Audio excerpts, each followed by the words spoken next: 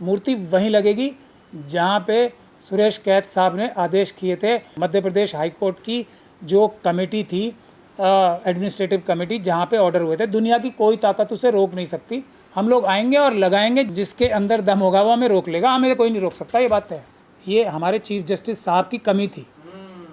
बिल्कुल पावरफुल नहीं है वो। गलत फहमी में हो आप लोग, गलत बात कर रहे हो। रिटन में नहीं था क्या आदेश? वो रिटन में आदेश था, पूरा आदेश था। मूर्ति क्या क्या वो अपने पैसे से खरीद के लाया था कोई? हाई कोर्ट ने अपनी कमेटी से फंड पास हुआ था, जगह निर्धारित हुई थी, सबके लिखित में ऑर्डर्स हैं।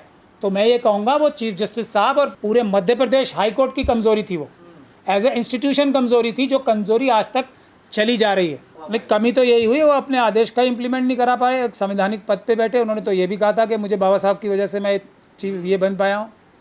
कहा था रिटायरमेंट के टाइम में भी। हमारे छोड़ दीजिए, अब मुझसे फिर आप मेरा दिल दुखा के कोई और बात कहलवाएंगे। चीफ जस्टिस ऑफ इंडिया कौन है? गवई साहब के अंडर नहीं आता मध्य प्रदेश हाई कोर्ट का? तो आप कैद साहब को क्या बोल रहे हैं? क्या उनको इसका संज्ञान नहीं लेना चाहिए? उन्होंने जय भीम क्यों बोला था? जय भीम सिर्फ ज़बान से बोलने के लिए? नागपुर के हैं, आरएसएस की मनुवादी विचारधारा के हैं। चाहे आरएसएस वाले कुछ भी बोलें, बाबा साहब की फ़ोटो लगाएं दिखाने के लिए, कुछ भी करें, वो बाबा साहब से नफ़रत करते थे, नफ़रत करते हैं, नफ़रत करते रहेंगे जब तक उनकी ताकत रहेगी। आप लोग इस बात का बुरा क्यों मान रहे हैं कि जिस धर्म की जड़ बुनियाद हिला दी एक अकेले व्यक्ति ने 1927 में मनुस्मृति जला के, और उसके बाद 1950 में भारत का संविधान रच के, तो उससे ब्राह्मण समाज, ब्राह्मण धर्म के मानने वाले, ब्राह्मण समाज नहीं कहूँगा मैं, ब्राह्मण धर्म के मानने वाले, ढोल गंवार शूद्र पशु नारी, ये सब ताड़न के अधिकारी मानने वाले नफ़रत नहीं करेंगे। तो इसमें हैरानी की क्या बात है? इसमें कोई दो राय नहीं है कि कुछ अन्य लोगों ने, और BN राव साहब का रोल उसमें सबसे छोटा ही होगा अगर कुछ होगा भी, तो अन्य लोगों ने भी बाबा साहब की मदद की। मेरा भी है ना इतना ऑफिस बड़ा, बहुत सारे जूनियर्स मेरी मदद करते हैं। लेकिन केस की बुनियाद और बाबा साहब आउटलाइन, क्या इसमें स्ट्रैटेजी बनानी है, क्या हमने इससे हासिल करना है, इसका निर्धारण कौन करता है? मेरे ऑफिस में मैं करता हूँ। और संविधान रचने की जो सभा थी, संविधान बनाने की जो सभा थी, उसका चेयरमैन कौन था? अच्छा, राव साहब नहीं थे? ओहो, ये तो बड़ा बुरा हो गया। तो बाकी सब उनकी मदद करने वाले ज़रूर हो सकते हैं। कुछ लोगों ने सही मदद की, जो जितने भी मनुवादी विचारधारा के लोग थे, उन्होंने बाबा साहब के ऊपर प्रेशर बनाया। ये उनका योगदान था कि आप एक वोट का अधिकार मत दो, महिलाओं को पुरुषों के बराबर मत रखो। ये उनके ऊपर दबाव बनाए गए जो मेंबर्स थे बहुत सारे। बाबा साहब ने इतने कम टाइम में, किसी की और औकात नहीं थी इतने कम टाइम में इतना अच्छा संविधान लिखने की, तो इतने कम टाइम में इतना विरोध भी झेला, इतने जो कन्फ्यूजन करने के तरीके थे कि अब पढ़े लिखों के अलावा जो लोग कुर्सी बनाते हैं और खेत में हल चलाते हैं उनको भी वोट दोगे तुम, ये सब भी झेला और सबको बराबर का एक वोट दिया। किसी और की औकात थी करने की काम? सब लोग तो विरोध कर रहे थे, ज़्यादातर लोग कर रहे थे, नहीं कर रहे थे। लोग कहते हैं कि संविधान बदल देना चाहिए, ये गलत है संविधान। अब कहने लगा संविधान BN राव ने लिखा जो कि ब्राह्मण है। इन लोगों को समझ में नहीं आ रहा ना, करना क्या? अब आप लोग कंफ्यूज हो, मुझे तो कोई कंफ्यूजन होती नहीं। मनुवादी मानसिकता को मानने वाले जो भी लोग होंगे वो कभी सच बोल ही नहीं सकते। उनका बोलना वो होता है जो वक्त के आधार पे, और इतनी उनकी अकल होती है, जैसा आपने ही पकड़ लिया उनकी इतनी बड़ी कमी।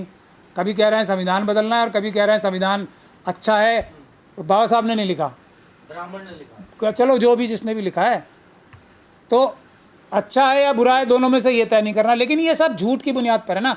उनके ज़बान पे जो पहला झूठ आ जाएगा कि जैसे इस वक्त मेरे चेहरे पे रोशनी नहीं पड़ रही, तो वो बोलेंगे रोशनी नहीं अंधेरा पड़ रहा है, ऐसे झूठ बोलते हैं।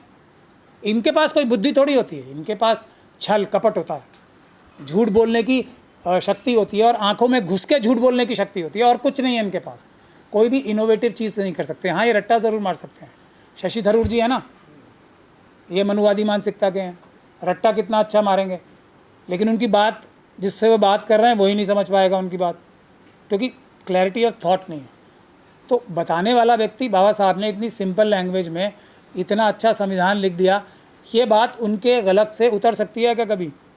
पूरी दुनिया में बाबा साहब की प्रतिमाएं लग रही हैं, आप चाहते हो कि वो बात इसको हज़म कर लें, ऐसा नहीं होगा। तो जहाँ जहाँ उनकी ताकत लगेगी, जब तक उनकी ताकत चलेगी, वो कोशिश करेंगे एक ही व्यक्ति को रोकने की, और वो है बाबा साहब डॉक्टर भीमराव अंबेडकर। ग्वालियर के बारे में भी मैं आपको साफ कर दूं, मैंने वादा किया हुआ है, मूर्ति वहीं लगेगी जहाँ पे सुरेश कैत साहब ने आदेश किए थे। जो मध्य प्रदेश हाई कोर्ट की जो कमेटी थी, एडमिनिस्ट्रेटिव कमेटी, जहाँ पे ऑर्डर हुए थे, दुनिया की कोई ताकत उसे रोक नहीं सकती। हम लोग आएंगे और लगाएंगे, जिसके अंदर दम होगा वो हमें रोक लेगा, हमें कोई नहीं रोक सकता, ये बात है। पर आदेश के बाद भी नहीं लग पाई ना मूर्ति, तो वापस होगी देखिए। तो अच्छा है ना, अच्छा है ना। एक बार मनुवादियों ने फिर अपना कानून तोड़ने का स्टेप ले लिया, और हम कानून तोड़ने वालों को पकड़ के जेल में भिजवाने का काम एक बार फिर कर पाएंगे। तो मैं तो इसे आपदा में अवसर देख रहा हूँ। इन सभी लोगों को हम जेल भी भिजवाएंगे, ये बात से निश्चिंत रहें, बिल्कुल निश्चिंत रहें। ये जो प्रोग्राम कर रहे हैं, जो बाबा साहब के ख़िलाफ़ तरह तरह की बकवास कर रहे हैं, चाहे पार्लियामेंट के अंदर या पार्लियामेंट के बाहर, उसका सबका जो जड़ है वो नागपुर है, जहाँ मैं कल जा रहा हूँ। ये सब सोच, ये सब एजेंट्स, ये सब फुट सोल्जर्स नागपुर के हैं, आरएसएस की मनुवादी विचारधारा के हैं। चाहे आरएसएस वाले कुछ भी बोलें, बाबा साहब की फ़ोटो लगाएं दिखाने के लिए, कुछ भी करें, वो बाबा साहब से नफ़रत करते थे, नफ़रत करते हैं, नफ़रत करते रहेंगे जब तक उनकी ताकत रहेगी। इसमें हमें कोई भी शक और शुबे की गुंजाइश नहीं। हाई कोर्ट के वकील इतने पावरफुल हो गए कि चीफ जज का भी आदेश नहीं मान रहे हैं। वो देखिए, ये वो पावरफुल नहीं हो गए, ये हमारे चीफ जस्टिस साहब की कमी थी। बिल्कुल पावरफुल नहीं है वो, गलत फहमी में हो आप लोग, गलत बात कर रहे हो। रिटन में नहीं था क्या आदेश? वो रिटन में आदेश था, पूरा आदेश था। मूर्ति क्या वो अपने पैसे से खरीद के लाया था कोई? हाई कोर्ट ने अपनी कमेटी से फंड पास हुआ था, जगह निर्धारित हुई थी, सबके लिखित में ऑर्डर्स हैं।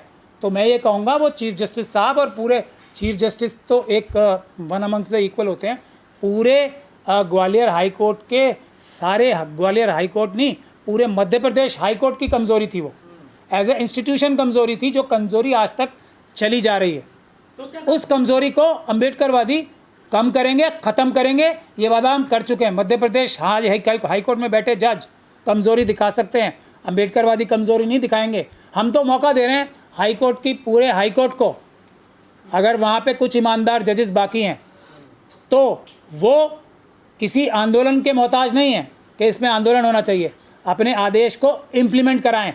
अगर उनमें इतना सा भी रीढ़ की हड्डी और अपने संविधान के प्रति प्रेम, और संविधान के रचयिता, मैं फिर कह रहा हूँ, संविधान एक कागज़ का टुकड़ा नहीं है, संविधान एक किताब नहीं है, उसकी जो मूलभूत भावना है उसके निर्माता हैं बाबा साहब डॉक्टर भीमराव अंबेडकर।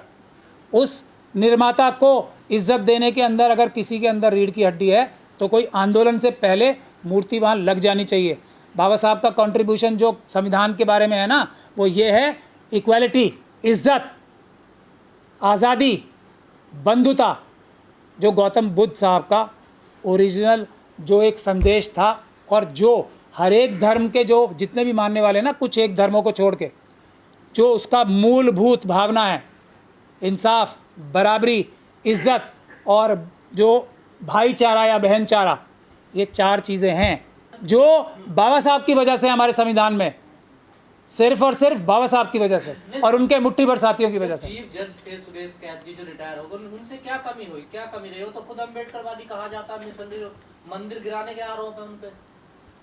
नहीं तो वो अब आरोप तो कुछ भी लग सकते हैं ना, आरोप तो क्या कमी हुई उनसे अगर उन्होंने आदेश भी पारित कर मूर्ति फिर भी नहीं लगवा नहीं, कमी तो यही हुई वो अपने आदेश का इम्प्लीमेंट नहीं करा पाए। एक संवैधानिक पद पे बैठे, उन्होंने तो ये भी कहा था कि मुझे बाबा साहब की वजह से मैं चीफ ये बन पाया हूँ, बोला था, कहा था रिटायरमेंट के टाइम में भी। हमारे छोड़ दीजिए, अब मुझसे फिर आप मेरा दिल दुखा के कोई और बात कहलवाएंगे। चीफ जस्टिस ऑफ इंडिया कौन है? BR गवई। गवई साहब के अंडर नहीं आता मध्य प्रदेश हाई कोर्ट का? तो आप कैद साहब को क्या बोल रहे हैं? क्या उनको इसका संज्ञान नहीं लेना चाहिए? उन्होंने जय भीम क्यों बोला था? जय भीम सिर्फ ज़बान से बोलने के लिए है? जय भीम नहीं, बाबा साहब को मानना एक बात है, बाबा साहब की मानना एक बात है। तो बाबा साहब की भी माने ना। एक मैं कह रहा हूँ, सब चीज़ें भूल जाइए। हम लोग अम्बेडकरवादी हैं, वो मनुवादी हैं, सब भूल जाते। क्या करेगा इसमें? हम तो मैं आपको हाई कोर्ट का मामला ना, वो जो मैं हाई कोर्ट जाता है उसको। सुप्रीम कोर्ट हाई कोर्ट से बड़ा होता है, ऐसा मुझे पता है, शायद गलत पता भी हो सकता है। और जो कोलिजियम सिस्टम है, वो मध्य प्रदेश हाई कोर्ट के जजेस नियुक्त करने की ताकत जो है सुप्रीम कोर्ट के कोलिजियम के पास होती है, और कोलिजियम के जो हेड हैं वो हमारे मुख्य न्यायाधीश साहब हैं। नहीं, प्रशासनिक मामला ना, या तो एडमिनिस्ट्रेटिव। बिल्कुल बिल्कुल प्रशासनिक सुपीरियरिटी हासिल है सुप्रीम कोर्ट को। हाँ, वो तो मध्य प्रदेश हाई कोर्ट की कमेटी। मैं देखिए, मैं रास्ता बता रहा हूँ, मैं और ये रास्ता को मैं बता रहा हूँ, ये तो मैं मजबूरी में बता रहा हूँ। कोई भी व्यक्ति कोई इतनी सी भी कानून की समझ रखेगा तो वो यही रास्ता बताएगा। एक चीज़ होती है स्वतः संज्ञान, आपने सुनी है किसी ने? सुना है कभी किसी ने कुछ? कई सारे सुओ मोटो हो जाते हैं ना, कई कई जगहों पे। तो एक सुओ मोटो लें और ये कहें कि ये हाई कोर्ट का जो ऑर्डर है, एडमिनिस्ट्रेटिव साइड पे ऑर्डर, ये एक इस ऑर्डर को इम्प्लीमेंट क्यों नहीं किया गया? लेकिन सर किस मानसिकता की वजह से ये इम्प्लीमेंट नहीं हुआ? ये सवाल है, इसका सुओ मोटो कॉग्निजेंस नहीं लेना चाहिए। ये लोग कह रहे हैं कि लिखित में था ही नहीं ऑर्डर, वैसी बरवली बोल दिया फोन पे, नहीं यहाँ लगा लो मूर्ति, ठीक है, ये भी तो कहा जा रहा है। किसने कहा है ये?